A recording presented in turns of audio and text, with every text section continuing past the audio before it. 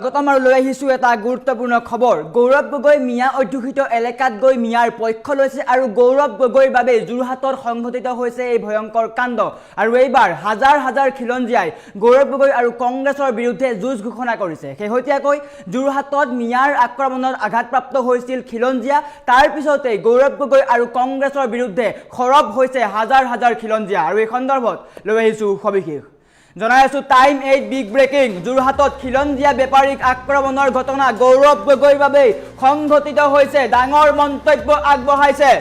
আৰু গৌৰৱ গগৈৰ বাবে যোৰহাটত মিয়াই খিলঞ্জিয়াৰ সৈতে ভয়ংকৰ কাণ্ড কৰিছে মিয়াই খিলঞ্জিয়াক আক্ৰমণ কৰাৰ সুযোগ পাইছে মিয়া অধ্যুষিত এলেকাত গৈ গৌৰৱ গগৈয়ে মিয়াৰ পক্ষ লৈছে বুলি উল্লেখ কৰিছে আৰু গৌৰৱ গগৈৰ বাবে উজনি অসমত মিয়াৰ অতপালি বাঢ়িছে আৰু বৰ্তমান এই মিয়াৰ আক্ৰমণ সহ্য নকৰে খিলঞ্জিয়াই আৰু গৌৰৱ গগৈ আৰু কংগ্ৰেছৰ বাবে উজনিত মিয়াই খিলঞ্জিয়াক আক্ৰমণ কৰিছে মিয়াক খিলঞ্জিয়া বেপাৰীক আক্ৰমণৰ কৰিবলৈ সাহস দিছে গৌৰৱ গগৈয়ে বৃহৎ মন্তব্য আগবঢ়াইছে আৰু অসমীয়া ৰাইজে কংগ্ৰেছ আৰু গৌৰৱ গগৈক আৰু সহ্য নকৰে আৰু এইবাৰ যোৰহাটৰ খিলঞ্জিয়াই কংগ্ৰেছ আৰু গৌৰৱ গগৈৰ বিৰুদ্ধে যুদ্ধ ঘোষণা কৰিছে পোনপটীয়াকৈ যুদ্ধ ঘোষণা কৰিছে আৰু হাজাৰ হাজাৰ খিলঞ্জিয়াই কংগ্ৰেছৰ বিৰুদ্ধে মুকলিকৈ যুদ্ধ ঘোষণা কৰিছে কংগ্ৰেছৰ বিৰুদ্ধে যুদ্ধ ঘোষণা কৰিছে যোৰহাটৰ সাংসদ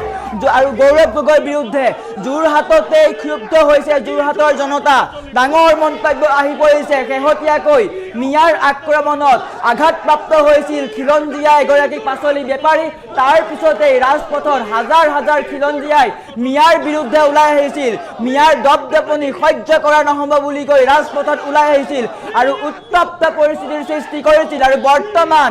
এই কাণ্ড গৌৰৱ গগৈৰ কাৰণে সংঘটিত হৈছে বুলি উল্লেখ কৰিছে খিলঞ্জিয়া ৰাইজে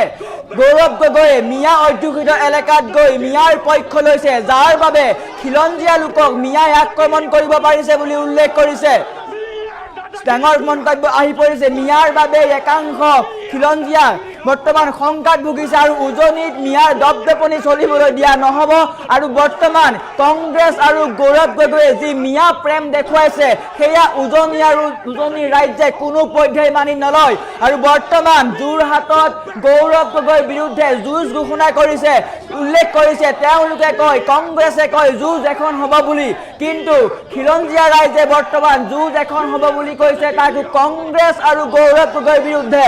যোৰহাটৰ সাংসদ য'ত কংগ্ৰেছৰ ভেটি বুলি কয় যোৰহাটত য'ৰ পৰা গৌৰৱ গগৈয়ে কেইবা হাজাৰ ভোটত জয়ী হৈছিলে আৰু বৰ্তমান সেই স্থানতে গৌৰৱ গগৈ আৰু কংগ্ৰেছৰ বিৰুদ্ধে ক্ষুব্ধ হৈছে একাংশ পুৱাৰ ভাগত যি কাণ্ড সংঘটিত হৈছিল যোৰহাটৰ মাজমজিয়াত এটা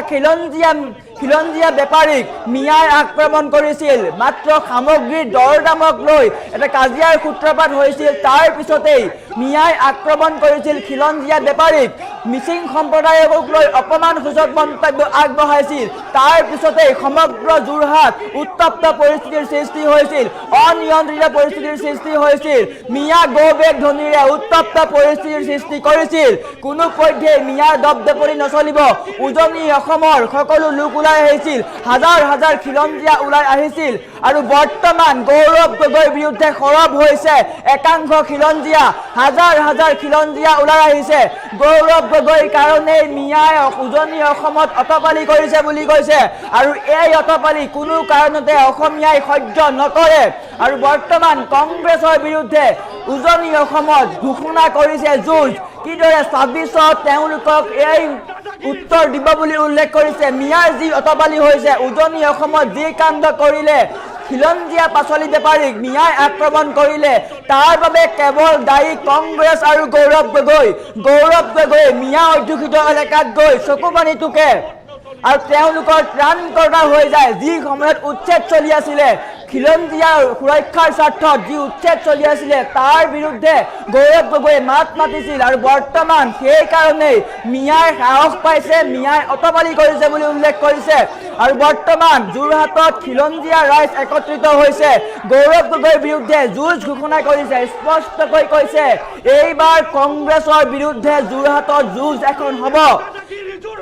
যিহেতু যোৰহাটৰ পৰা সাংসদ হিচাপে গৌৰৱ গগৈ জয়লাভ কৰিছিল আৰু বৰ্তমান সেই গৌৰৱ গগৈয়ে বৰ্তমান যোৰহাটত তথৈবচ অৱস্থা হাহাকাৰ অৱস্থা গৌৰৱ গগৈৰ বিৰুদ্ধে ৰাজপথলৈ ওলাই আহিছে হাজাৰ হাজাৰ খিলঞ্জীয়া গৌৰৱ গগৈৰ কাৰণেই খিলঞ্জীয়া লোকক আক্ৰমণ কৰিছে মিয়াই আৰু এই আক্ৰমণ কোনো কাৰণতে সহ্য কৰা নহ'ব আৰু ইয়াৰ ন্যায় লাগিব বুলি উল্লেখ কৰিছে পোনপটীয়াকৈ উল্লেখ কৰিছে আৰু সমগ্ৰ যোৰহাট উত্তপ্ত হৈ পৰিছিল হাজাৰ হাজাৰ খিলঞ্জীয়া ওলাই আহি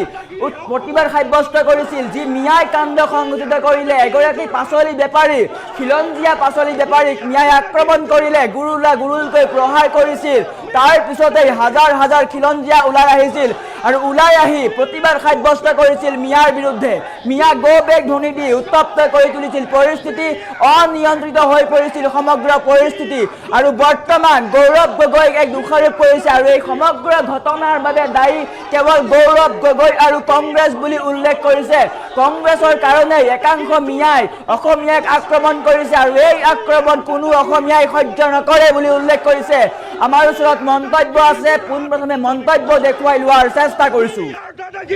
আচলতে আমি দেখিলোঁ যে যোৰহাটৰ মাজমজিয়াত যিটো আমি জেবি ৰোড বুলি কওঁ দেওবাৰে ইয়াত এখন বজাৰ বহে দেওবৰীয়া হাট এই বজাৰখনত অসমৰ ভূমিপুত্ৰ খিলঞ্জীয়া এজন মিচিং যুৱকে নাৰিকল কেইটামান লৈ সপ্তাহটো চলাৰ জোখাৰে তেওঁ নাৰিকল কেইটামান গোটাই পিটাই আনি বিকিবলৈ আহিছিল তেনেস্থলতে কোনোবা এজন বুবু আহমেদ নে কিবা নামটো বুবু আনচাৰী নামৰ এজন যুৱকে নাৰিকলৰ দাম দৰক লৈ পেলাই ল'ৰাটোক খেদি খেদি কৰিছে লগতে উচ্চ স্বৰত চিঞৰি সকলোৱে শুনাকে কৈছে কৰিম তাক কৰিম বুলি কৈছে কোবাব পাৰিম কোবাই খেদি ফুৰিছে এই কথাটো হ'বলৈ সম্ভৱ হৈছে কাৰণ যোৰহাটৰ সন্মানীয় সাংসদ গৌৰৱ গগৈ ডাঙৰীয়াই মিয়া অধ্যুষিত অঞ্চলসমূহলৈ গৈ সভাই সমিতিয়ে মিয়াৰ পক্ষ লৈ খিলঞ্জীয়াৰ বিপক্ষে থিয় দি তেওঁলোকে যি আচলতে হঠকাৰী যিটো অসমীয়াৰ কাৰণে যিটো হঠকাৰী যেনেকুৱা পদক্ষেপ লৈছে এইটো কাৰণে অসমীয়াৰ কাৰণে শুভ লক্ষণ নহয় আৰু ই আচলতে অসমীয়া খিলঞ্জীয়া মানুহসকলক বহুত পিছলৈ লৈ যাব আমাক ধ্বংস কৰাৰ যি মানসিকতা গৌৰৱ গগৈয়ে কৰিছে গতিকে গৌৰৱ গগৈ আৰু কংগ্ৰেছ বাহিনীক আৰু এই মিয়াৰ পক্ষ লোৱা বাহিনীটোক আমি সকীয়াই দিব বিচাৰিছোঁ ইয়াৰ জৰিয়তে যে যোৰহাটৰ নিচিনা ঠাইটো যেতিয়া এইটো হ'ল আমি আৰু সহ্য কৰি বহি নাথাকিম এতিয়া কিন্তু যুদ্ধ তেওঁলোকে কৈছিল নহয় যুঁজ এখন হ'ব আমি কৈছোঁ এতিয়া বিজেপিয়ে কৈছোঁ এখন যুঁজ নিশ্চয় এবাৰ গৌৰৱ গগৈৰ বিৰুদ্ধে কংগ্ৰেছৰ বিৰুদ্ধে হ'ব আচলতে আমি দেখিলোঁ যে যোৰহাটৰ মাজমজিয়াত যিটো আমি জেবি ৰোড বুলি কওঁ দেওবাৰে ইয়াত এখন বজাৰ বহে দেওবৰীয়া হাট এই বজাৰখনত অসমৰ ভূমিপুত্ৰ খিলঞ্জীয়া এজন মিচিং যুৱকে নাৰিকল কেইটামান লৈ সপ্তাহটো চলাৰ জোখাৰে তেওঁ নাৰিকল কেইটামান গোটাই পিটাই আনি বিকিবলৈ আহিছিল তেনেস্থলতে কোনোবা এজন বুবু আহমেদ নে কিবা নামটো বুবু আনচাৰী নামৰ এজন যুৱকে নাৰিকলৰ দাম দৰক লৈ পেলাই ল'ৰাটোক খেদি খেদি কৰিছে লগতে উচ্চ স্বৰত চিঞৰি সকলোৱে শুনাকে কৈছে কৰিম তাক কৰিম বুলি কৈছে কোবাব পাৰিম কোবাই খেদি ফুৰিছে এই কথাটো হ'বলৈ সম্ভৱ হৈছে কাৰণ যোৰহাটৰ সন্মানীয় সাংসদ গৌৰৱ গগৈ ডাঙৰীয়াই মিয়া অধ্যুষিত অঞ্চলসমূহলৈ গৈ সভাই সমিতিয়ে মিয়াৰ পক্ষ লৈ খিলঞ্জীয়াৰ বিপক্ষে থিয় দি তেওঁলোকে যি আচলতে হঠকাৰী যিটো অসমীয়াৰ কাৰণে যিটো হঠকাৰী যেনেকুৱা পদক্ষেপ লৈছে এইটো কাৰণে অসমীয়াৰ কাৰণে শুভ লক্ষণ নহয় আৰু ই আচলতে অসমীয়া খিলঞ্জীয়া মানুহসকলক বহুত পিছলৈ লৈ যাব আমাক ধ্বংস কৰাৰ যি মানসিকতা গৌৰৱ গগৈয়ে কৰিছে গতিকে গৌৰৱ গগৈ আৰু কংগ্ৰেছ বাহিনীক আৰু এই মিয়াৰ পক্ষ লোৱা বাহিনীটোক আমি সকীয়াই দিব বিচাৰিছোঁ ইয়াৰ জৰিয়তে যে যোৰহাটৰ নিচিনা ঠাইটো যেতিয়া এইটো হ'ল আমি আৰু সহ্য কৰি বহি নাথাকিম এতিয়া কিন্তু যুদ্ধ তেওঁলোকে কৈছিল নহয় যুঁজ এখন হ'ব আমি কৈছোঁ এতিয়া বিজেপিয়ে কৈছোঁ এখন যুঁজ নিশ্চয় এবাৰ গৌৰৱ গগৈৰ বিৰুদ্ধে কংগ্ৰেছৰ বিৰুদ্ধে হ'ব আচলতে এখন যুঁজ নিশ্চয় এবাৰ গৌৰৱ গগৈৰ বিৰুদ্ধে আৰু এনেদৰে এখন যুঁজ ঘোষণা কৰিছে যি সময়ত কংগ্ৰেছে কৈছিলে যে যুঁজ এখন হ'ব বিজেপিৰ বিৰুদ্ধে যুঁজ এখন হ'ব বুলি উল্লেখ কৰিছিলে আৰু তাৰ পিছতে এইবাৰ খিলঞ্জীয়া জাগ্ৰত হৈছে মিয়াই যি কাণ্ড সংঘটিত কৰিলে তাৰ কাৰণে কেৱল দায়ী কংগ্ৰেছ আৰু গৌৰৱ গগৈ। গৌৰৱ গগৈয়ে মিয়াৰ পক্ষলৈ অসমীয়া জাতি শেষ কৰাৰ পণ লৈছে বুলি উল্লেখ কৰিছে আৰু এই কথা খিলঞ্জীয়া লোকে সহ্য নকৰে। গতিকে যোৰহাটৰ মাজমজিয়াৰ পৰাই গৌৰৱ গগৈ আৰু কংগ্ৰেছক সকিয়নি প্ৰদান কৰিছে। আপোনালোকে এই মিয়া প্ৰেম বন্ধ কৰক। আপোনালোকৰ কাৰণে মিয়াই যোৰহাটত বা উজনি অসমত দপদপাইছে। মিয়াই আক্ৰমণ কৰিছে খিলঞ্জীয়া লোকক। যি খিলঞ্জীয়াই ৰাতিপুৱা শুই উঠি নিজৰ ভাত মুঠিৰ কাৰণে ওলাই গৈ পাচলি বিক্ৰী কৰিছিলে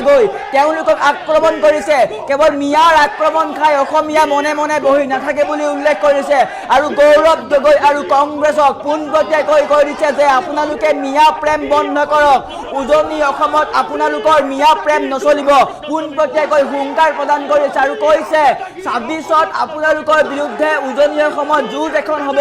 যোৰহাটৰ মাজমজিয়াৰ পৰাই গৌৰৱ গগৈ সকীয়াই দিছে খিলঞ্জীয়া লোকে। হাজাৰ হাজাৰ খিলঞ্জীয়া লোকে গৌৰৱ গগৈ আৰু কংগ্ৰেছক সকীয়াই দিছে যে গৌৰৱ গগৈয়ে যি মিয়া প্ৰেম দেখুৱাইছে সেয়া অসমীয়া খিলঞ্জীয়াই সহ্য নকৰে। মিয়াৰ আক্ৰমণৰ লক্ষ্য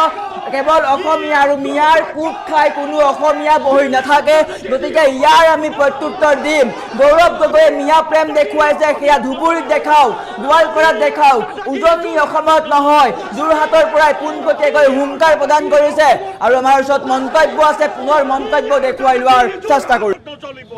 এখন যুঁজ নিশ্চয় এবাৰ গৌৰৱ গগৈৰ বিৰুদ্ধে কংগ্ৰেছৰ বিৰুদ্ধে হ'ব। আমাক ধ্বংস কৰাৰ যি মানসিকতা গৌৰৱ গগৈয়ে কৰিছে, গতিকে গৌৰৱ গগৈ আৰু কংগ্ৰেছ বাহিনীক আমি আৰু সহ্য কৰি বহি নাথাকিম। এতিয়া কিন্তু যুদ্ধ তেওঁলোকে কৈছিল নহয় যুঁজ এখন হ'ব। আমি কৈছোঁ এতিয়া বিজেপিয়ে কৈছোঁ এখন যুঁজ নিশ্চয় এবাৰ গৌৰৱ গগৈৰ বিৰুদ্ধে কংগ্ৰেছৰ বিৰুদ্ধে হ'ব। আচলতে আমি দেখিলোঁ যে যোৰহাটৰ মাজমজিয়াত যিটো আমি জেবি ৰোড বুলি কওঁ, দেওবাৰে ইয়াত এখন বজাৰ বহে, দেওবৰীয়া হাট। এই বজাৰখনত অসমৰ ভূমিপুত্ৰ খিলঞ্জীয়া এজন মিচিং যুৱকে নাৰিকল কেইটামান লৈ সপ্তাহটো চলাৰ জোখাৰে তেওঁ নাৰিকল কেইটামান গোটাই পিটাই আনি বিকিবলৈ আহিছিল। তেনেস্থলতে কোনোবা এজন বুবু আহমেদ নে কিবা নামটো, বুবু আনচাৰী নামৰ এজন যুৱকে নাৰিকলৰ দাম দৰক লৈ পেলাই ল'ৰাটোক খেদি কৰিছে। লগতে উচ্চ স্বৰত চিঞৰি সকলোৱে শুনাকে কৈছে কৰিম, তাক কৰিম বুলি কৈছে, কোবাব পাৰিম